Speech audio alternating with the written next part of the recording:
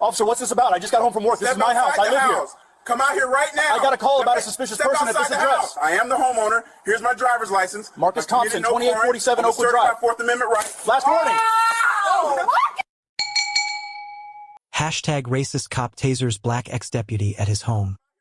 Ring cam caught everything and leads to $6.8 million lawsuit. Officer Ryan Fletcher, badge number 9241 with 8 years on the Metro County Sheriff's Department, responded to a 911 call about a suspicious person in a residential neighborhood at 11:47 p.m. on a Friday evening and arrived at 2847 Oakwood Drive to find a black man standing in the driveway of a home, holding keys and what appeared to be a grocery bag, approaching the front door.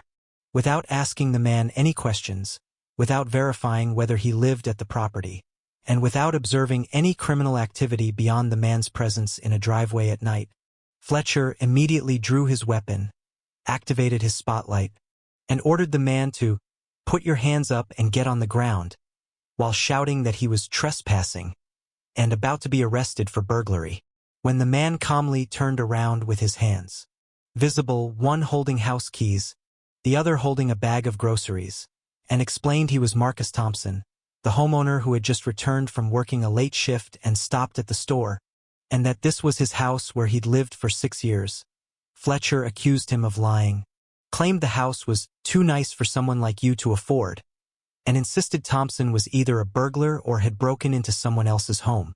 Despite Thompson offering to show his driver's license matching the address, his house keys that obviously fit the front door lock, and his mortgage documents proving ownership, Fletcher refused to verify any of this information and instead escalated by deploying his taser, striking Thompson in the chest with 50,000 volts of electricity that caused him to collapse on his own driveway, dropping his groceries and keys, then handcuffing him face down on the concrete while Thompson screamed that he was the homeowner and this was his property.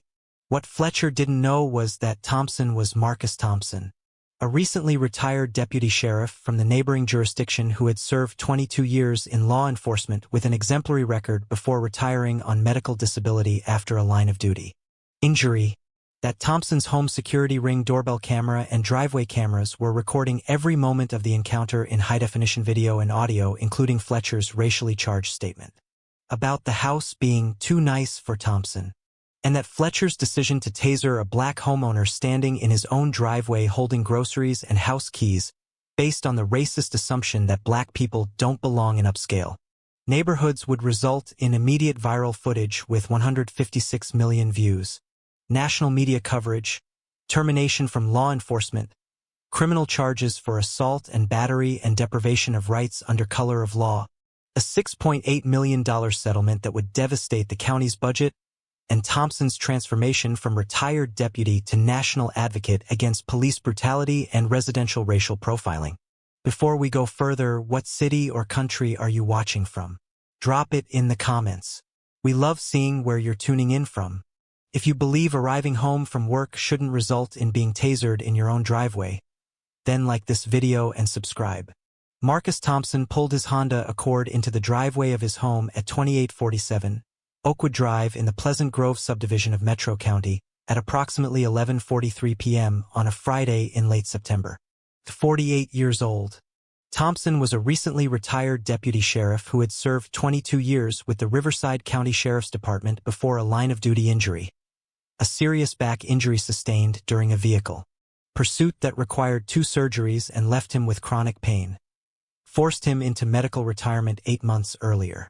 Thompson had spent his evening working a part-time security shift at a local hospital, a job he'd taken to supplement his disability pension and to stay connected to some form of law enforcement work despite his physical limitations. After his shift ended at 11 p.m., he'd stopped at a 24-hour grocery store to pick up milk, bread, and a few other items before heading home to his wife, Lisa, and their 2 teenage daughters who were already asleep. The house at 2847 Oakwood Drive was Thompson's pride, a well-maintained 3-bedroom home in a quiet, predominantly white, upper-middle-class neighborhood that he and Lisa had purchased 6 years earlier after saving diligently throughout his law enforcement career. The neighborhood's median home value was approximately $425,000.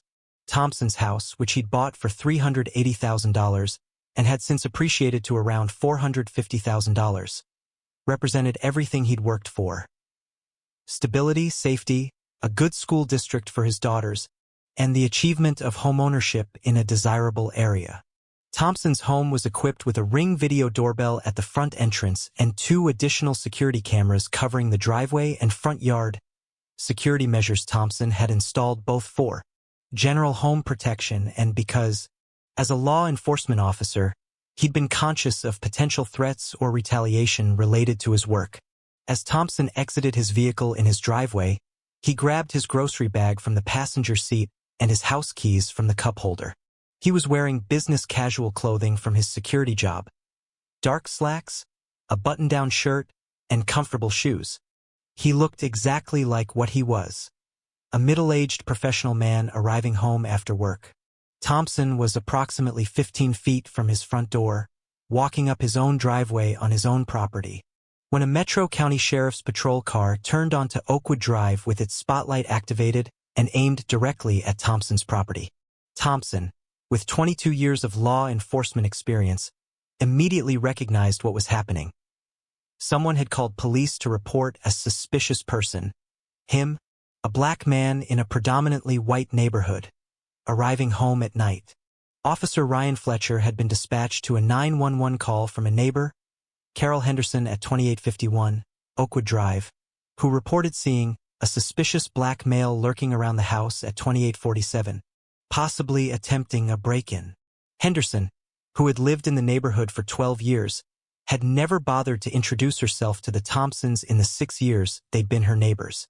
She'd simply seen a black man in a driveway at night and assumed crime. Fletcher pulled into Thompson's driveway, blocking Thompson's vehicle, and activated his patrol car's spotlight, flooding Thompson with blinding white light. Fletcher's hand immediately went to his service weapon as he exited his vehicle. "Put your hands up. Get on the ground. Now!" Fletcher shouted, his weapon drawn and pointed at Thompson.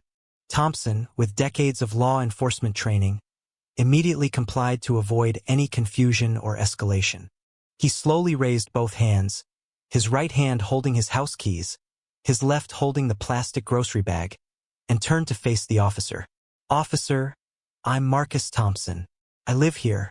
This is my house.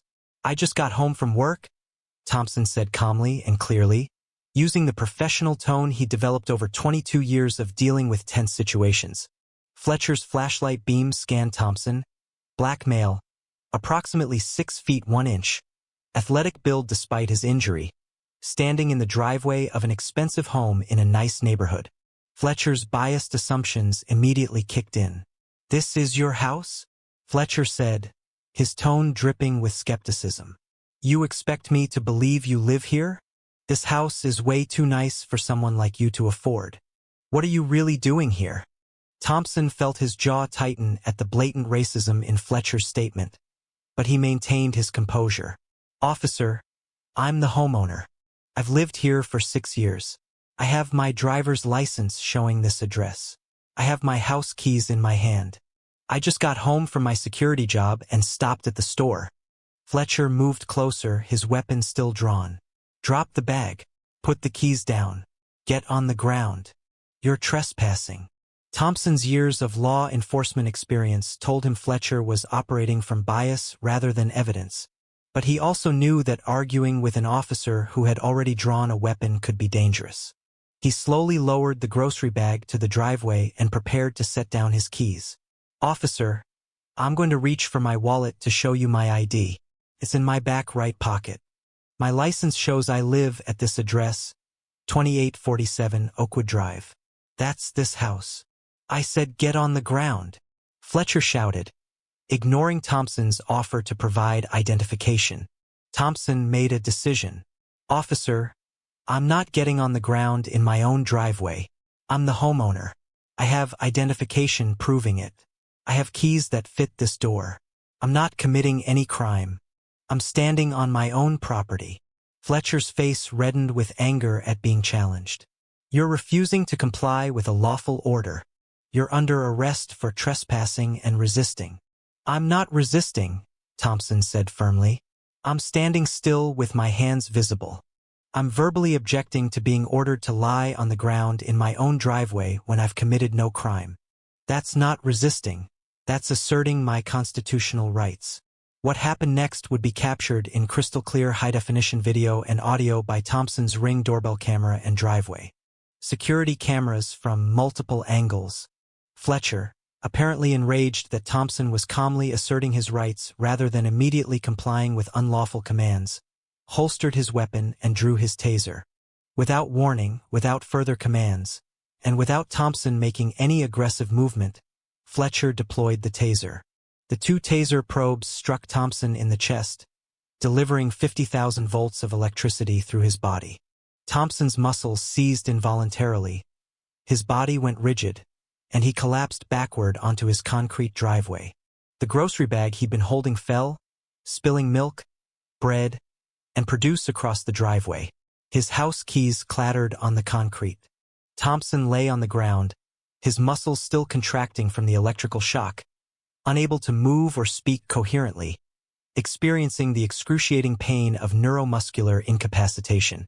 Fletcher approached and rolled Thompson onto his stomach, placing his knee on Thompson's back and wrenching his arms behind him to apply handcuffs. The handcuffs were applied with excessive force, tightened beyond necessary, cutting into Thompson's wrists and restricting blood flow. As Thompson began to regain control of his muscles and his voice, he managed to speak. "I'm Marcus Thompson, homeowner, retired deputy sheriff. You just tasered me in my own driveway." Fletcher paused briefly at retired deputy sheriff, but apparently didn't believe it. "Sure you are. And I'm the governor. Save your lies for booking." Thompson, now handcuffed face down on his own driveway, his chest still burning